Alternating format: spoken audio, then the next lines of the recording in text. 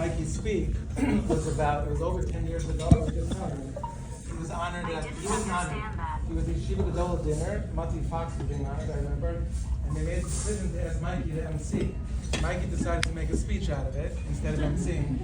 So after sitting through that, I was really excited to speak after him today, because I thought, he got the down, but he did an amazing job.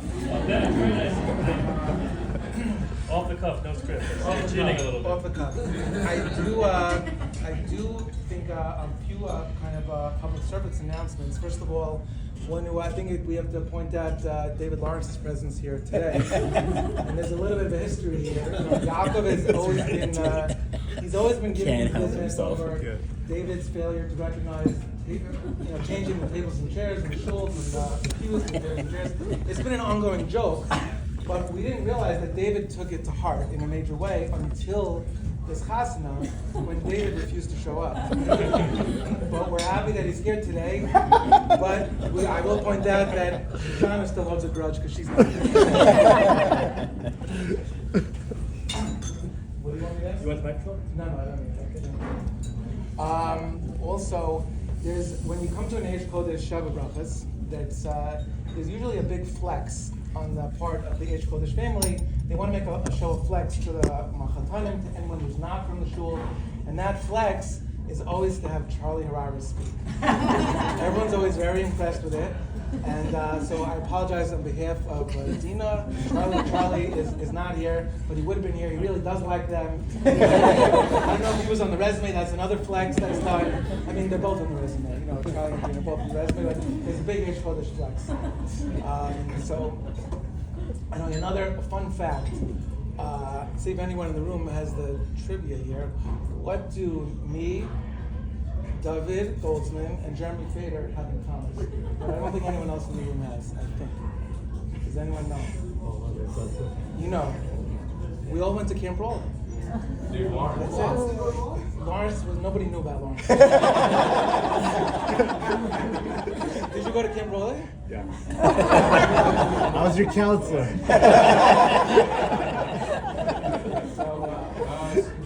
There's some ladies who went also. Which ladies went? They're going out there in Shidduchim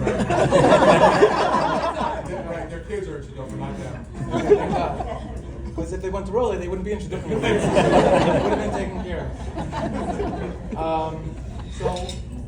It's really nice to see. It's the relationship that the Machatanim have over here, the Goldsmans and the Zoldans together. And it reminded me of a story that a friend of mine told me. He told me that his kids got married. It was his daughter got married about 2 years ago. And after the Sheva brachas, his Machatanim came over to him and his wife, and they said, "You know what? It's been such a nice week. We really had such a great time together. All the simchas."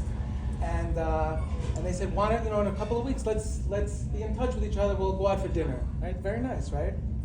So my friend turned to them and he said, "Let me explain to you my approach to Machatanim." He said, "I view Machatanim like the Arba Minim. You take the Arba Minim, you dance around for 7 days, you kiss it, you hold it close, and after Sukkot, you throw it in the garbage." You heard that one before? Yeah. That's actually the story that happened. The guy's name is Benji, but I don't want to say his last name. So anyway, we see with these two families, it's really, over the week of Sheva brachas, it's been mentioned that it's really a clash of two cultures, right? We have, and I'll focus on David Goldsman, just because Stevie Fruchter told me that there's nothing funny to say about you. You're a great person, right? So, but David he's punctual,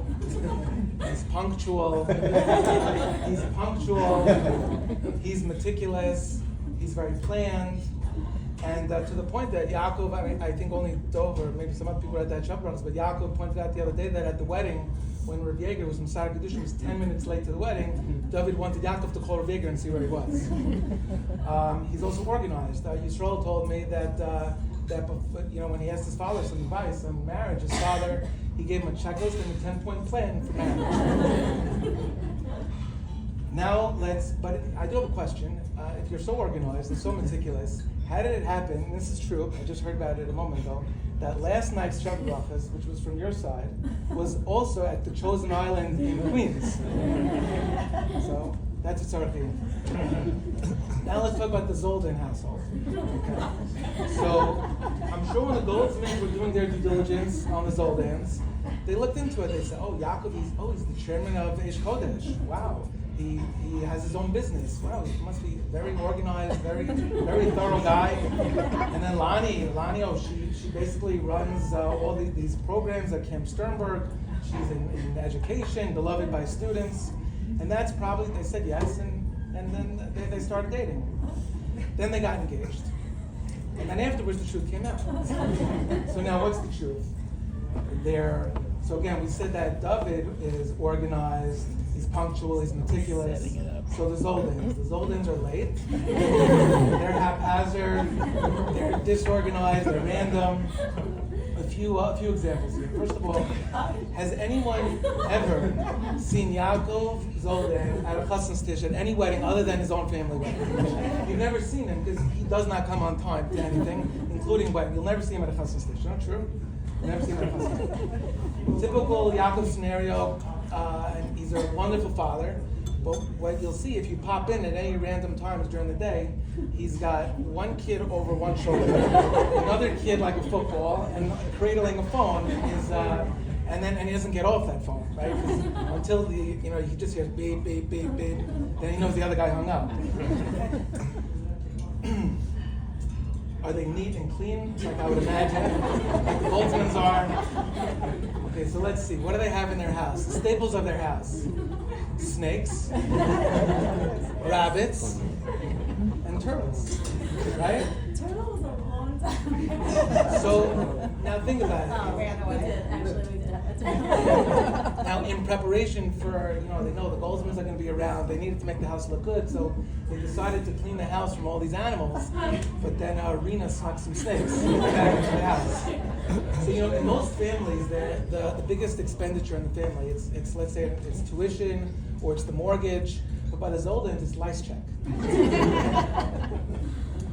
And they're total chillers. They are total chillers. And I remember a few years ago when Malka was, I had become good friends with my daughter Tamara, and so Malka was over for Shabbos or something, and I asked Malka, "Hey, keep it down." So I asked Malka, "What is your mom like the serious one? Is she the tougher one? The one with the rules?" She's like, no, she's a total chiller. So I said, so who takes care of you guys? She's like, I don't know. By the way, I asked her the same question today, same answer. She's like, I don't know. So anyway, so it seems like two totally different families, right? So how do these families come together, right? So besides, which has been pointed out, besides the commonality that both your father and your father both have the Tom Selleck mustache, right? But what else?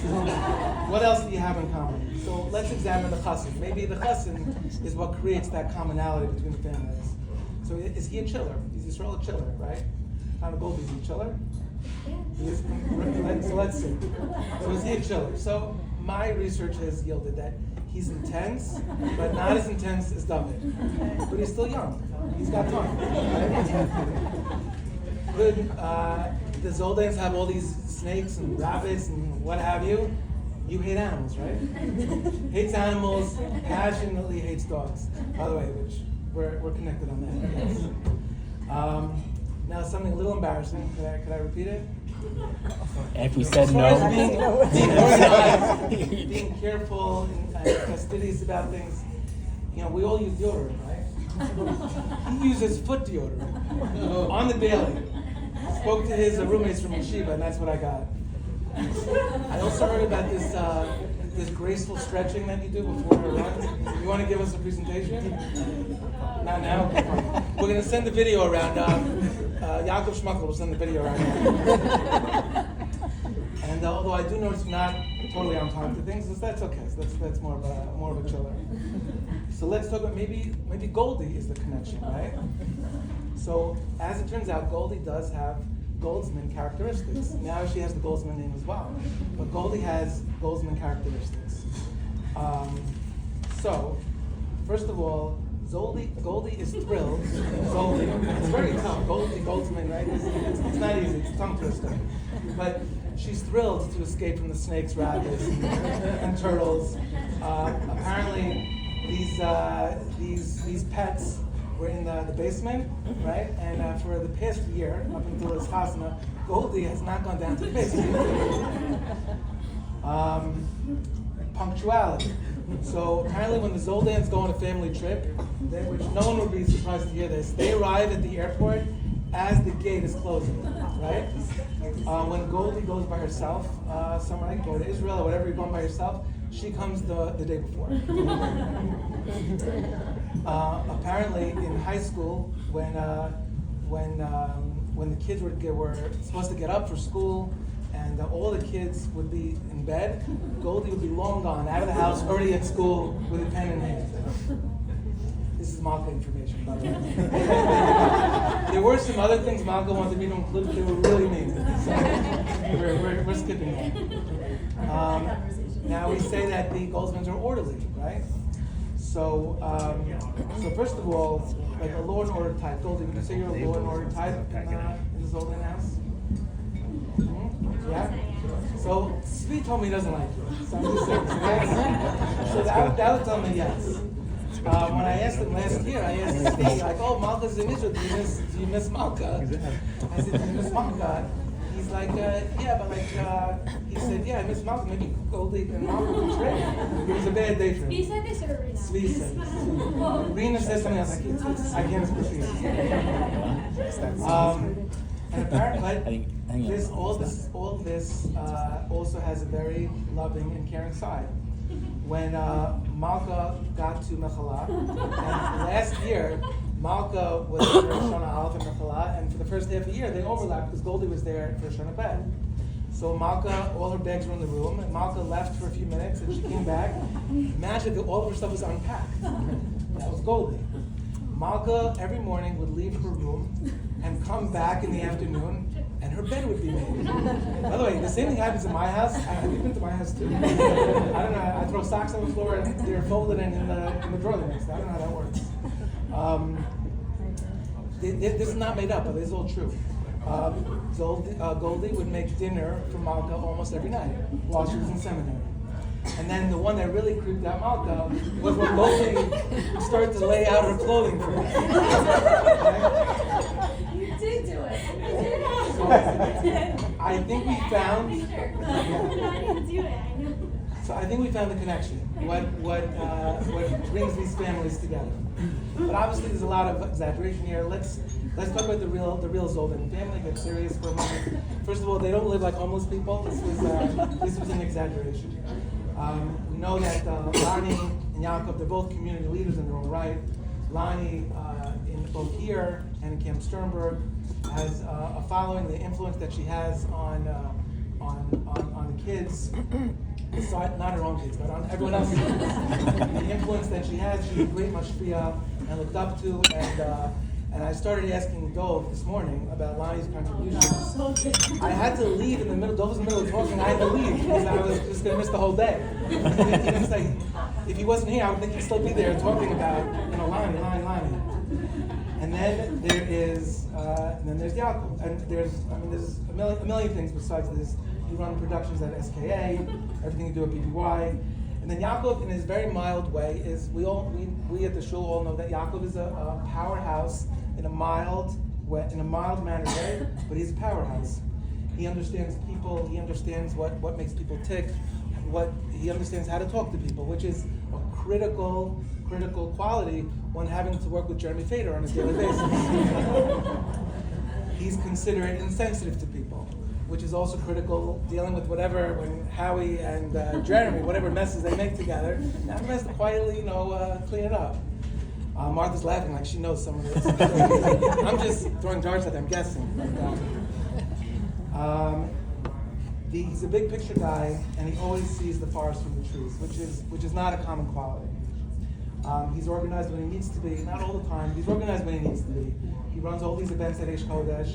He knows how to put the right players together. He's been a visionary in the shul with the tables and chairs, unlike David. redoing the shul, just like that. He got rid of all the women from the. It was unbelievable. Who would have thought like that? Yaakov. Now let's talk about the real Goldsman family. I have no idea. I really don't know you guys well. So how would I really know? But I'm sure you're amazing people, right?